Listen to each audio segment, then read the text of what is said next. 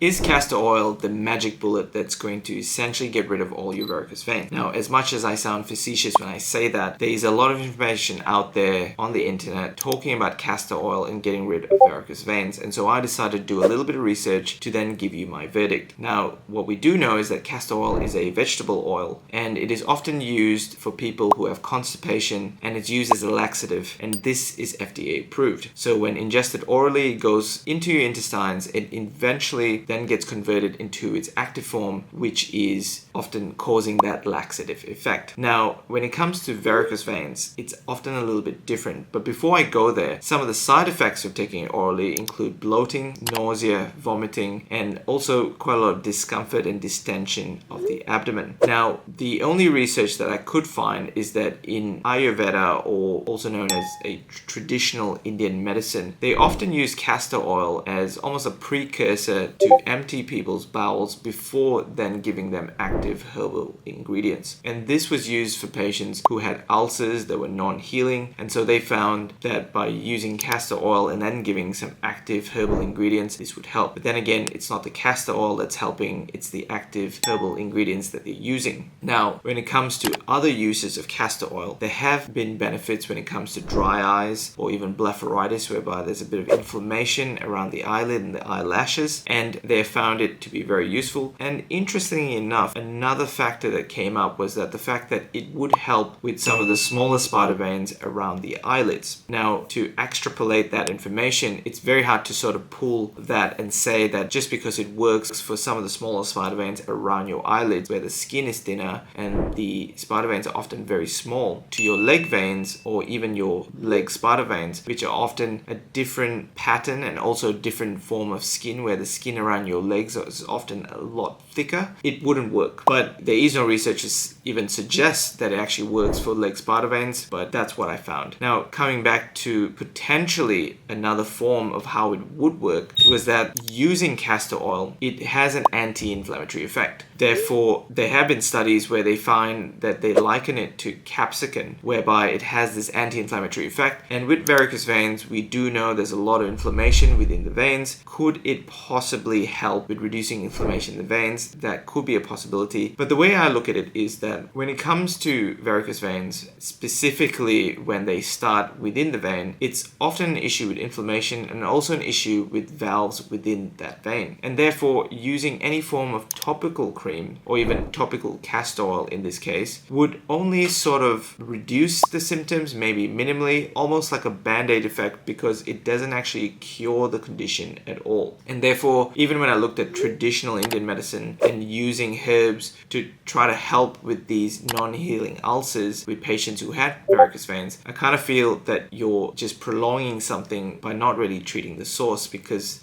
to me that just doesn't make any sense. Because once you get to the source, you have a higher chance of getting rid of it completely rather than using a band-aid effect such as castor oil. That's just my take on it, and I just feel like even though there's a lot of information about this, it's important to actually go into the studies and see whether they were valid at all. And the reality is there aren't a lot of studies about castor oil and varicose veins.